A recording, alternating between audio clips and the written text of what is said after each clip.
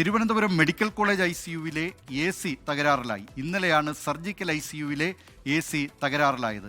തകരാർ പതിവെന്ന് ജീവനക്കാർ പറയുന്നു. വിവരങ്ങളുമായി തിരുവനന്തപുരത്ത് നിന്ന് മേഘന മുരളി ചേരുകയാണ്. മേഘന, തിരുവനന്തപുരം മെഡിക്കൽ കോളേജിൽ അടിസ്ഥാന സൗകര്യ വികസനവുമായി ബന്ധപ്പെട്ടൊക്കെ അല്ലെങ്കിൽ അവിടുത്തെ സൗകര്യക്കുറവൊക്കെ പലപ്പോഴും ഡോക്ടർമാർ തന്നെ, അവിടുത്തെ ഹെഡ് ഓഫ് ദി ഡിപ്പാർട്ട്മെൻറ്റ്സ് തന്നെ പലപ്പോഴും പുറത്തു വന്ന് മാധ്യമങ്ങളോട് പറഞ്ഞിട്ടുള്ള കാര്യമാണ്.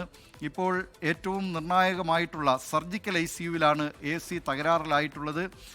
അവിടുത്തെ രോഗികളുടെ സ്ഥിതി എന്താണ്? അത് പരിഹരിക്കുന്നതിനുള്ള നടപടികൾ അധികൃതരുടെ ഭാഗത്ത് നിന്ന് തുടങ്ങിയിട്ടുണ്ടോ? മേഘന.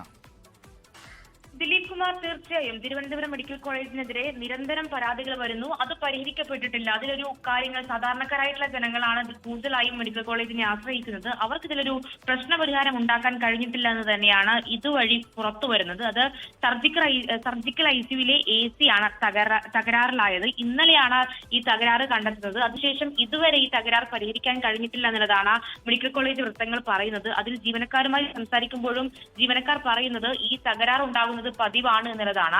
തീർച്ചയായും ഈ സർജിക്കൽ ICU എന്ന് പറയുന്നത് ഗുരുതരാവസ്ഥയിലുള്ള രോഗികൾ ചികിത്സിക്കുന്ന ഇടമാണ്. അതുകൊണ്ട് തന്നെ അവിടെ വലിയ ബുദ്ധിമുട്ടുണ്ടാക്കുന്നു എന്നുള്ള കാര്യം ബന്ധുക്കളും പറയുന്നുണ്ട്. എന്തായാലും അധികൃതരുടെ ഭാഗത്ത് ഒരു വിശദീകരണം ഇതുവരെ ലഭിച്ചിട്ടില്ല. എന്തായാലും തകരാർ ഇതുവരെ പരിഹരിക്കാൻ കഴിഞ്ഞിട്ടില്ല. ICUവിലെ AC ഇപ്പോഴും വർക്കിംഗ് അല്ല എന്നുള്ള കാര്യമാണ് ആശുപത്രിയിൽ നിന്ന് അറിയുന്നത്. അത് നമ്മൾ ഈ ദൃശ്യങ്ങളിൽ കാണുന്നത് പോലെ തന്നെ അവിടെ ഒട്ടനവധി രോഗികൾ ചികിത്സയിലുണ്ട്.